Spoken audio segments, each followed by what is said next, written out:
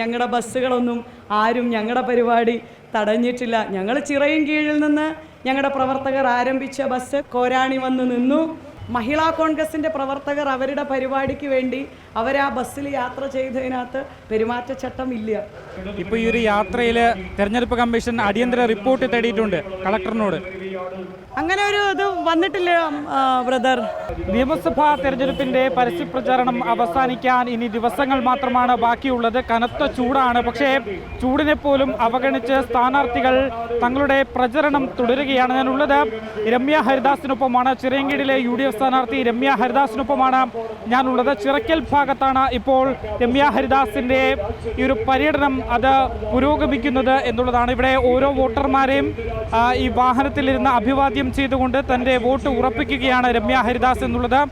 പ്രചരണമൊക്കെ അവസാന ലാപ്പിലേക്ക് എത്തിയിരിക്കുന്നു. Second gear ഇട്ടിട്ടുണ്ട്. എങ്ങനെയുണ്ട് ഇതുവരെയുള്ള പ്രചരണത്തിന്റെ?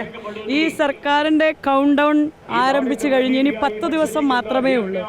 ചിറയിൻകീഴിലെ മാറ്റം ആഗ്രഹിക്കുന്ന ചിറയിൻകീഴുകാർ UDFിനൊപ്പം ഈ നാട്ടിൽ ക്ഷേമ പദ്ധതികൾ രാഹുൽ ഗാന്ധി പ്രഖ്യാപിച്ച 5 ഇന്ദിരാ ഗ്യാരണ്ടി പ്രഖ്യാപിച്ച പദ്ധതികൾ നടപ്പിലാക്കാൻ കൂടെയുണ്ടാകുമെന്ന് പ്രഖ്യാപിച്ചുകൊണ്ടാണ് നമ്മൾക്ക് വഴിനീളെ കാത്തു നിൽക്കുന്ന അമ്മമാർ നൽകുന്ന സ്വീകരണത്തിൽ നിന്ന് മനസ്സിലാക്കാൻ സാധിക്കുന്ന ആവേശമാണ്.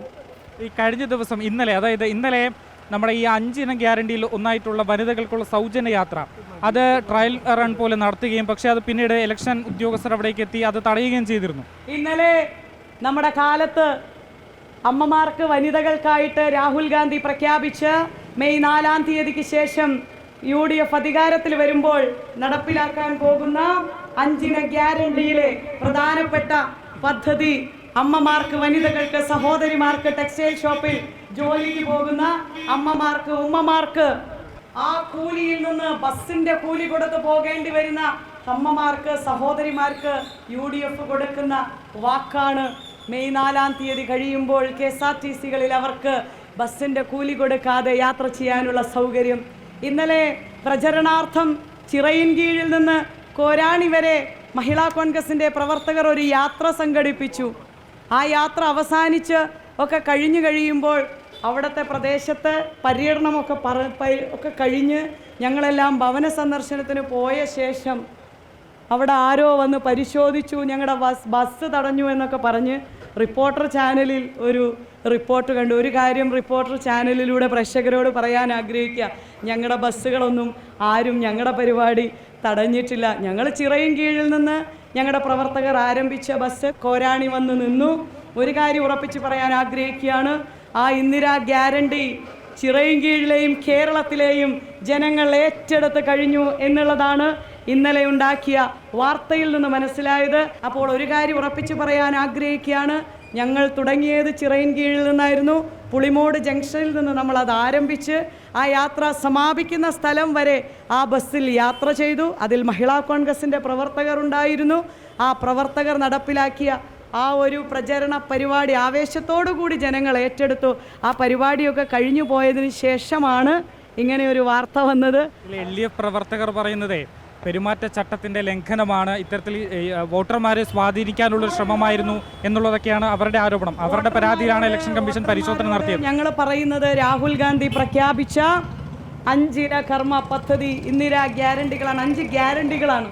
ആ ഗ്യാരണ്ടികൾ രാഹുൽജി പ്രഖ്യാപിച്ചതാണ്. കർണാടക സർക്കാരും തെലങ്കാന സർക്കാരും നടപ്പിലാക്കി വിജയിച്ച പദ്ധതി കേരളത്തിലെ പാവപ്പെട്ട അമ്മമാർക്ക്, പാവപ്പെട്ട സഹോദരിമാർക്ക്, വീട്ടുജോലിക്ക് പോകുന്ന അമ്മമാർക്ക് ബസ്സിന്റെ കൂലി ഒഴിവാക്കി കൊടുക്കുന്നതിന് തടസ്സം നിൽക്കുന്നതാണ് ഇടതുപക്ഷം. എങ്കിലും അതിലൊരു പ്രശ്നം പറയുന്നത് പെരുമാറ്റച്ചട്ടം നിലനിൽക്കെ ഇങ്ങനെയുള്ള പരിപാടികൾ, പ്രത്യേകിച്ച് യാത്രക്കാർക്ക് സൗജന്യമായി യാത്രാ സൗകര്യം ഒരുക്കുമ്പോൾ അത് ചട്ടലംഘനമാവില്ലേ എന്നുള്ളതാണ് ചോദ്യം. മഹിളാ കോൺഗ്രസിന്റെ പ്രവർത്തകർ അവരുടെ പരിപാടിക്ക് വേണ്ടി ആ ബസ്സിൽ യാത്ര ചെയ്തതിനകത്ത് പെരുമാറ്റച്ചട്ടം ഇല്ല. കാരണം ഞങ്ങളുടെ നോട്ടീസ് കൊടുക്കാൻ റെയിൽവേ സ്റ്റേഷനിൽ പോകുന്നുണ്ട്, ഗവൺമെൻറ് ആശുപത്രികളിൽ കയറി ചെല്ലുന്നുണ്ട്, വീടുകളിലേക്ക് പോകുന്നുണ്ട്, ബസ്സുകളിൽ പോകുന്നുണ്ട്, ഇവിടെയുള്ള ബീച്ച് ഏരിയകളിലും തീരദേശ മേഖലയിലൊക്കെ പോയി ഞങ്ങളിത് പറയുന്നുണ്ട്. ഞങ്ങളുടെ എല്ലാം ടീം UDF എന്ന് പറയുന്ന പ്രവർത്തകർ പെരുമാറ്റച്ചട്ടങ്ങളെക്കുറിച്ചൊക്കെ കൃത്യമായിട്ട് ബോധ്യമുള്ളവരാണ്. ഞങ്ങളൊരു പ്രചരണ പരിപാടി നടത്തുമ്പോൾ അതിന് വലിയ സ്വീകാര്യത ജനങ്ങളിൽ നിന്ന് കിട്ടുന്നത് കണ്ടിട്ട് അസ്വസ്ഥതയുള്ള ആളുകളാണ് ഇന്നലെ അത്തരം ഒരു വാർത്തയ്ക്ക് നേതൃത്വം കൊടുത്തത്. അത് അബദ്ധമായെന്ന് മനസ്സിലായപ്പോൾ അവർ അതിൽ നിന്ന് പിന്മാറി എന്നുള്ളതാണ് മനസ്സിലാക്കാൻ സാധിക്കുന്നത്. ഇപ്പോൾ ഈ ഒരു യാത്രയിൽ തെരഞ്ഞെടുപ്പ് കമ്മീഷൻ അടിയന്തര റിപ്പോർട്ട് തേടിയിട്ടുണ്ട് കളക്ടറിനോട്. ഏത് യാത്രയിൽ? ഇന്നലെ നമ്മൾ നടത്തിയ സൗജന്യ യാത്രയിലെ. ഞാൻ അറിഞ്ഞിട്ടില്ല കേട്ടോ, കാരണം ആ പരിപാടിയിൽ മുഖ്യ തെരഞ്ഞെടുപ്പ് ഓഫീസർ ആളാണ്. അങ്ങനെ ഒരു ഇത് വന്നിട്ടില്ല ബ്രദർ. കാരണം ഞങ്ങളുടെ തെരഞ്ഞെടുപ്പ് പ്രചരണ പ്രവർത്തനം ആർക്കും വന്ന് പരിശോധിക്കാവുന്നതാണ്. സുതാര്യമായിട്ടാണ് ഞങ്ങളുടെ ഓരോ പ്രചരണ പ്രവർത്തനങ്ങളും പോകുന്നത്.